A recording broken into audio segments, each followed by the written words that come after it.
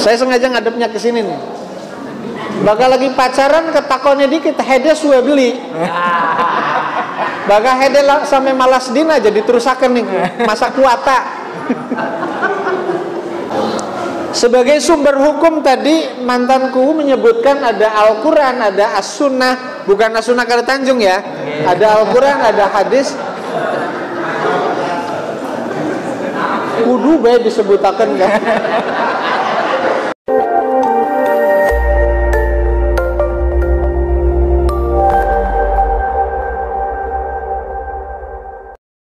Matur suwun Bapak mantanku. Nggih. Berkaitan dengan status pernikahan bagi seorang laki-laki dan perempuan yang bekerja di tempat yang berjauhan, di mana dipastikan di dalamnya ada kewajiban yang ditinggal, mulai mendidik anak sampai kemudian melayani suaminya misalnya, itu kan kewajiban. Apakah dengan cara seperti itu, pertanyaannya, akan mempengaruhi terhadap keabsahan pernikahan atau tidak? Ngaten gibah? Di dalam kitab-kitab fikih hibabin nikah disebutkan bahwa perkawis-perkawis ingkang dados kewajibane zaujah tiang istri,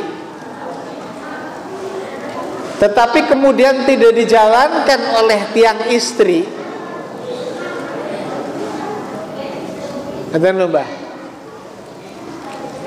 itu tidak akan menggagalkan keabsahannya pernikahan.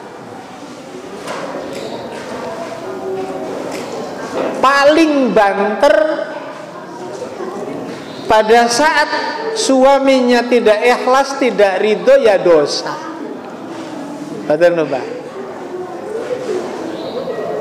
Kalau suaminya tidak ikhlas kemudian atau tidak ridho kemudian menjatuhkan tolak, baru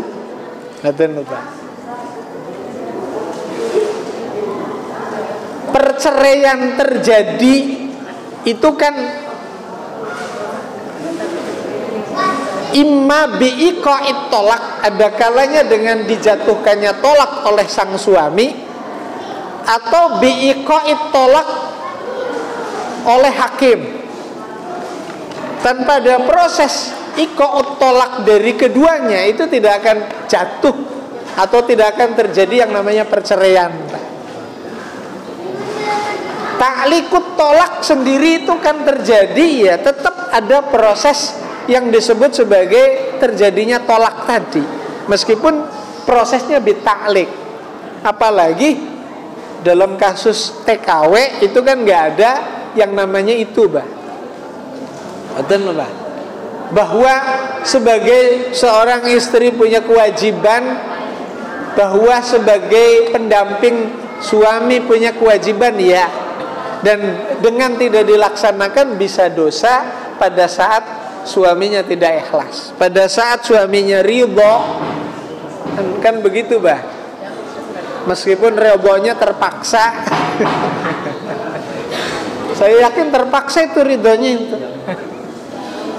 Mana tahan kan kono? Ya mana tahan berbulan-bulan, bertahun-tahun mohon puasa. Saya sih kalau ngaji selalu nerangin. Saya sengaja ngadepnya ke sini nih. Bakal lagi pacaran ketakonnya dikit hede suwe beli. Bakal hede sampai malas dina jadi terusakan nih masa kuata.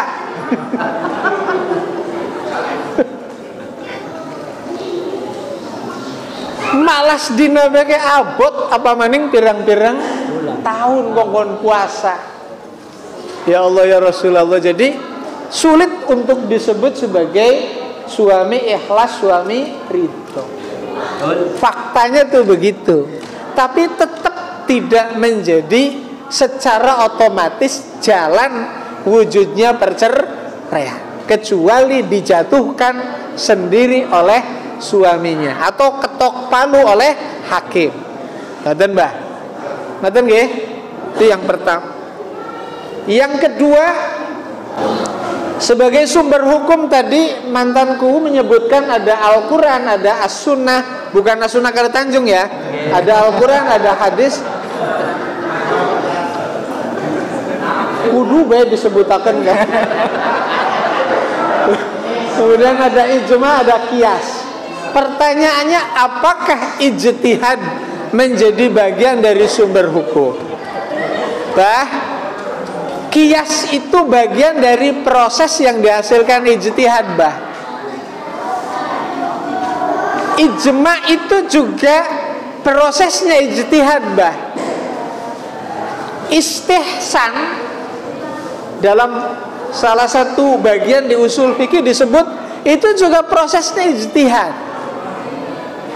Ijtihad itu kan terminologinya adalah badlul wus'i lil mujtahid, mengerahkan seluruh kemampuan bagi mujtahid untuk mencoba beristimbat dari ayat, dari hadis-hadis yang ada.